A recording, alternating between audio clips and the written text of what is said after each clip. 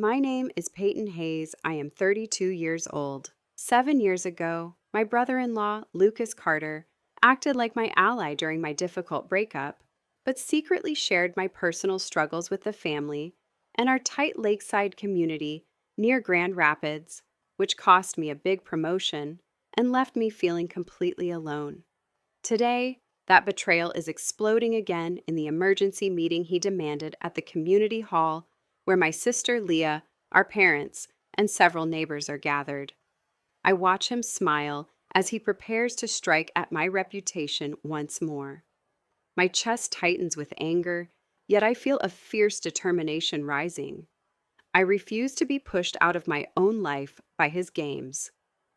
What would you do if your own brother-in-law tried to ruin your reputation right in front of the people you love most?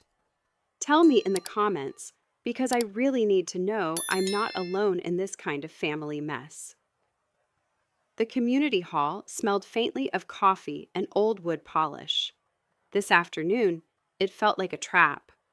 My sister Leah had suffered a severe panic attack earlier that morning, the kind that sent her to urgent care and then straight here for what my brother-in-law, Lucas Carter, called an emergency family discussion.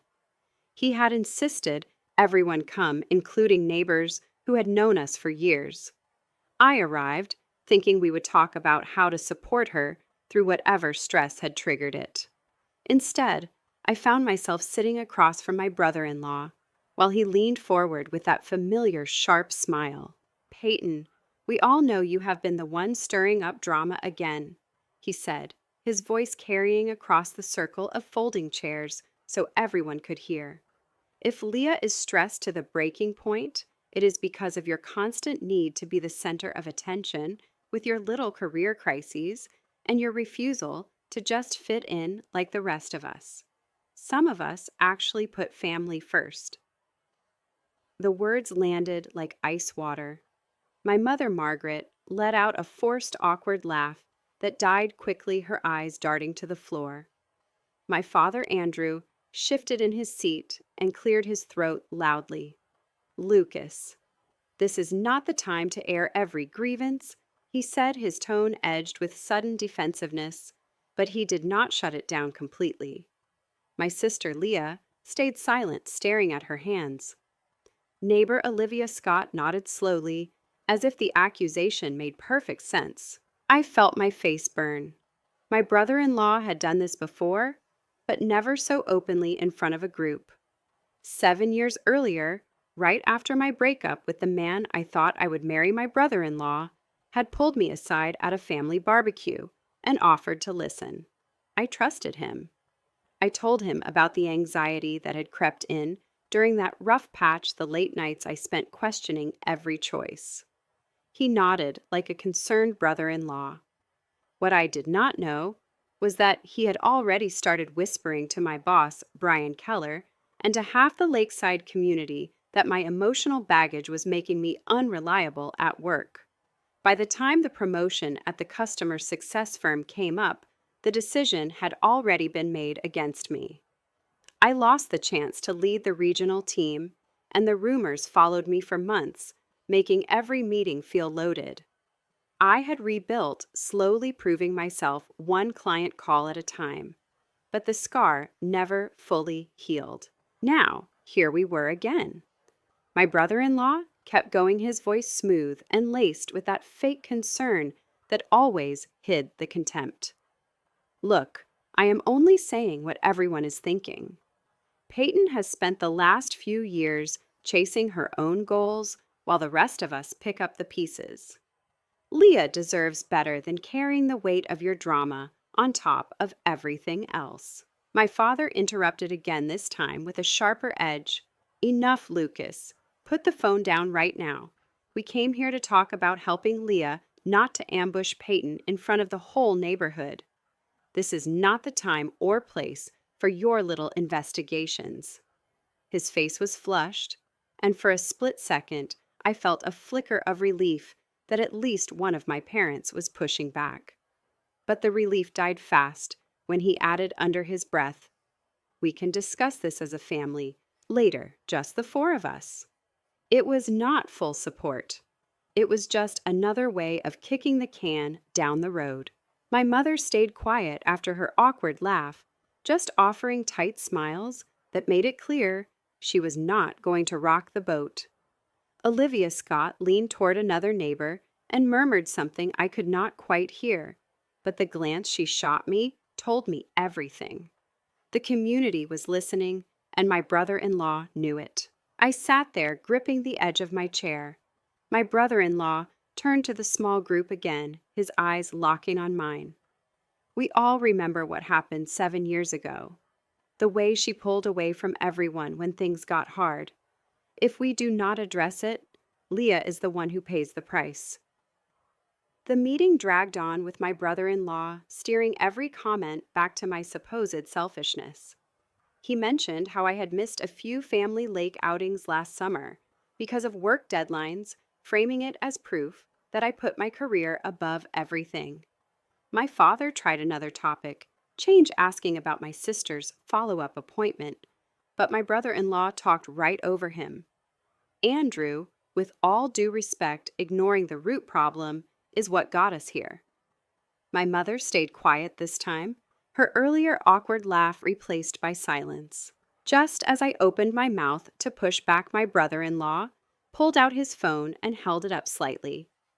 I even have messages from Brian Keller confirming how this has affected her work performance recently. Should I read them out so everyone understands why Leah is suffering? The room went still. My heart slammed against my ribs. Before I could even form a single word, my brother-in-law tapped his screen and started reading the messages out loud in that smooth, reasonable voice he always used right before he twisted the knife. Here is what Brian Keller actually said. Last month, he announced holding the phone high enough for the whole circle to see. Peyton seems distracted again. Missed the quarterly review prep, and left the team hanging on 3 key client accounts. If this pattern continues, we may need to look at her role more seriously. He paused for effect, letting the words sink in like stones in still water. And here is another one from 2 weeks ago. Thanks for the heads up, Lucas. Her personal stuff is starting to bleed into work, and it is not fair to everyone else. This is not me making things up, Peyton. This is your boss confirming what I have been saying for years. Your drama is hurting the family, and now it is hurting Leah too. My stomach twisted so hard I thought I might be sick right there in front of everyone. Those messages were real, but I knew exactly how my brother-in-law had fed Brian just enough half-truths to paint me as unreliable. My mother let out one of her forced, awkward laughs, the kind she always used to smooth over ugly moments, and quickly tried to change the subject. Well, this has gotten a little heated, hasn't it? Maybe we should focus on Leah's follow-up appointment with the doctor instead of digging into old work issues. She reached over and patted my sister's arm again, avoiding my eyes completely. My father sat up straighter and raised his voice in a sudden defensive outburst that cut through the murmurs. Lucas, that is enough. We came here to talk about helping Leah, not to pile on Peyton. But even he did not shut it down completely. He just looked away, the quiet anger showing in the set of his shoulders, like he knew arguing further would only make things worse. My sister stayed completely silent, staring at her hands like the floor tiles held the answers. Olivia Scott shifted in her chair and whispered something to the woman beside her. I caught at the words always been a handful, and my cheeks burned hotter. I finally found my voice. You had no right to share any of that with Brian or anyone else in this room. Those are my private work conversations, and you turned them into ammunition because it makes you look like the big protector. You have been doing this for 7 years, ever since my breakup, collecting little pieces of my life so you could drip them out whenever it suited you. My brother-in-law leaned forward, eyes narrowing with that cold sarcasm he reserved just for me. Oh, here we go with the victim act again. I am the one looking out for this family, while you chase your promotions and your me time. Leah had a panic attack because she is exhausted from carrying the emotional load you keep dumping on everyone. If you really cared about us, you would step back from that high-pressure job and actually contribute instead of expecting the rest of us to clean up your messes. The words landed like a slap. I felt the room tilt, the isolation closing in exactly the way he always engineered it.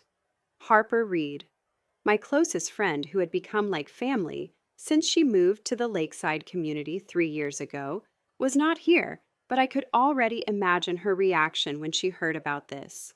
She had warned me about my brother-in-law's pattern months ago, telling me he thrived on controlling the narrative. I wished I had listened then. The meeting finally broke up, but the damage was done. 2 more neighbors stopped me on the way out to say they hoped I would get things sorted for my sister's sake. Olivia Scott gave me a pitying look and said she would pray for our family. I walked to my car, feeling like the ground was shifting under me. My reputation in the tight lakeside circle was cracking, and my brother-in-law had just widened the fissure in public. The next morning, I met Harper Reed at our usual coffee spot, downtown, the one with the big windows overlooking the lake. She listened without interrupting while I recounted every vicious jab from the meeting. Harper worked as a paralegal at a small firm across town and had seen enough family disputes to spot manipulation from a mile away. "He's not going to stop Peyton," she said quietly. "This is about control. He needs to be the hero, and you keep refusing to play the supporting role. You need to talk to someone who can actually help draw a line." That afternoon, we drove straight to Jackson Foster's office, the attorney Harper had recommended. Jackson was a no-nonsense guy in his mid-40s who had handled a few neighborhood disputes before. He listened to the whole story, took notes, and leaned back in his chair. "This sounds like classic reputation sabotage," he said. "If he is spreading work details and twisting them in group chats, we can look at a cease and desist, or even a defamation angle if it escalates. But family stuff like this rarely stays in court. It usually ends with hard boundaries or walking away." I left his office feeling a little steadier, but the relief did not last long. That evening, my phone buzzed with a text from my brother-in-law. It was not just to me. He had looped in my sister, my parents, and half the community group chat. The message read, "After yesterday's meeting, it is clear we need a real solution. Peyton, for Leah's sake and the family's peace, you need to reduce your hours at work immediately and start showing up for us the way we have always shown up for you. If you refuse, the whole Lakeside Association will hear the full story about how your choices are affecting your sister's health. This is not a threat. It is a family intervention." My sister replied almost instantly, with a single line that stung worse than anything my brother-in-law had said. "I agree with Lucas. Please, just do this for me." I stared at the screen, my hands shaking. The isolation felt complete now. Even my own sister was siding with him. Before I could type a response, another notification popped up. This one was from my work email, forwarded from Brian Keller. The subject line made my blood run cold. "Concerns about recent performance and family feedback." I opened it with my heart pounding. Brian wrote that he had received concerning input from a family member and needed to schedule an urgent performance discussion first thing Monday. He mentioned possible adjustments to my role if things did not improve. My brother-in-law had gone straight to my boss again, and this time he had made it official. The phone slipped from my fingers onto the couch. For the first time, I realized I might actually lose everything I had rebuilt if I did not bend to his demands. And the worst part was, I could already feel myself wondering if maybe he was right. The next morning, I walked into the customer success firm with my head high, but Brian Keller called me into his office before I could even sit down at my desk. Mia Pierce, my coworker who had always been friendly, gave me a sympathetic glance as I passed her cubicle. She whispered, "Hang in there, Peyton. The whole team heard something's going on at home." Brian did not waste time. "I received more feedback from your family over the weekend," he said, leaning back in his chair. "Lucas reached out again, very concerned about how your stress is impacting the team. We are going to have to adjust your role. Starting next month, you will move to part-time support on the smaller accounts. It is not a demotion, but it does mean no shot at the regional lead position we discussed last quarter." The words hit like a punch. I tried to defend myself, explaining that the so-called family feedback was one-sided and manipulative. Brian just shook his head. "Look, Peyton, I like your work when you're focused. But when your personal life spills over and people I trust are calling me about it, I have to protect the team. Take the reduced hours.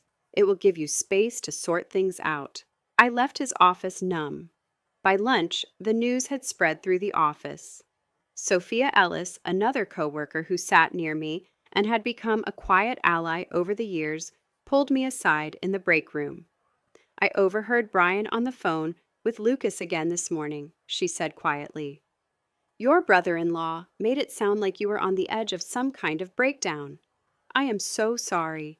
The betrayal burned. My brother-in-law had not stopped. He had doubled down. That evening, my parents asked me to come over for what they called a quiet family talk. I drove to their house on the lake with my stomach in knots. When I walked in, my brother-in-law was already there, sitting at the kitchen table like he owned the place. My sister sat beside him, looking exhausted, but nodding along to whatever he was saying. My mother, Margaret, busied herself with coffee, offering one of her forced awkward laughs when she saw me. "Peyton, honey, we're all here because we love you," she said, her voice too bright. My father, Andrew, stood by the window, arms crossed. When my brother-in-law started speaking, my father's jaw clenched in quiet anger. He did not interrupt right away, but I could see the tension building in the way he gripped the back of a chair. My brother-in-law turned to me with that same cold sarcasm that always masked his contempt. "Peyton, we all saw what happened at the community hall and then at your job. You have had 7 years to get your act together after that breakup, and instead, you keep dragging everyone down with your drama. Leah had another rough night because she is worried sick about you. If you really cared about this family, you would accept the part-time role at work tomorrow and stop pretending your career is more important than your sister's health." His words cut deep, each one laced with long-held resentment. He made it sound like I had chosen to be the problem for years. My mother stayed silent, after her awkward laugh, just stirring sugar into her coffee, like the conversation was too heavy to touch. My father finally spoke, his voice low and edged with frustration. "Lucas, you are pushing too hard. Peyton has a right to her own life." But even he did not shut it down completely. He just looked away, the quiet anger showing in the set of his shoulders, like he knew arguing further would only make things worse. The conversation dragged on for another hour. My brother-in-law kept returning to the same vicious jabs. "You have always been the one who pulls away when things get real. Remember 7 years ago, you disappeared into your own world and left the rest of us to pick up the pieces. This is your chance to finally fix that." Every sentence was delivered with that biting sarcasm that made my blood boil and my confidence crumble at the same time. By the time I left their house, I had agreed to something I never thought I would. I told them I would accept the reduced hours at work. It was not a full surrender, but it felt like one. I needed to keep some shred of peace so my sister would not spiral again, and so the lakeside community would stop whispering. The alternative, fighting my brother-in-law head-on, meant losing my sister, my parents, and probably my job entirely. The next week passed in a fog. I signed the paperwork at the firm on Wednesday. Brian looked almost relieved. Smart choice, Peyton. This will give everyone breathing room. Sophia Ellis stopped by my desk later and gave me a hug. I hate that it came to this, she said. You deserve that promotion. I went through the motions answering client emails on fewer hours and watching the regional lead opportunity slip away forever.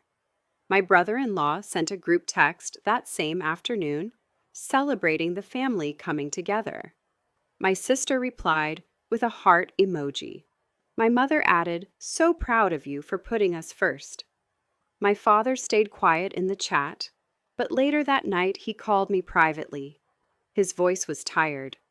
I did not agree with how Lucas handled it, but maybe this is for the best right now. Even his quiet anger from the kitchen had faded into reluctant acceptance. Harper Reed came over that weekend. We sat on my back porch overlooking the lake, and I told her everything. She listened, then shook her head. He won, Peyton. He got exactly what he wanted: control over your time and your reputation. You sacrificed your career momentum to keep the peace, but the peace is built on his terms. Her words stung because they were true. I had chosen the lesser evil. I kept my job, kept my family from completely falling apart, and kept the community from turning on me. But I lost the version of myself who fought for more. My brother-in-law remained the hero in everyone's eyes, the brother-in-law who stepped up for my sister. No one saw the years of quiet sabotage or the way he had engineered this outcome. Months later, the lakeside community still talks about how the family pulled together during my sister's tough time. I see my brother-in-law at neighborhood events, smiling that same sharp smile while people clap him on the back. My sister seems steadier now, but I catch myself wondering if her panic attacks were ever really about me, or if they were just another tool he used. My parents invite me to Sunday dinners, like nothing happened, but the conversations feel hollow. I still go to work, but the spark is gone. The part-time role means I watch younger colleagues move up the ladder I once climbed. Some nights, I sit on the porch alone and replay the emergency meeting, the texts, the kitchen confrontation. I wonder if fighting harder would have changed anything, or if it would have cost me the last threads of family I had left. The truth is, I made the painful choice to bend so I would not break completely. My brother-in-law never faced real consequences. He is still the one everyone turns to when things get hard. And I'm left carrying the weight of what I gave up, knowing deep down that the price of peace was higher than I ever imagined. Thank you for listening to my story. It still hurts to admit how it ended, but telling it feels like the only way I can start to breathe again. What would you have done if your own brother-in-law backed you into a corner like that fight until you lost everything or make the sacrifice to keep what little family you had left? Drop your thoughts below, because I still lie awake some nights questioning if I chose right or if I just let him win.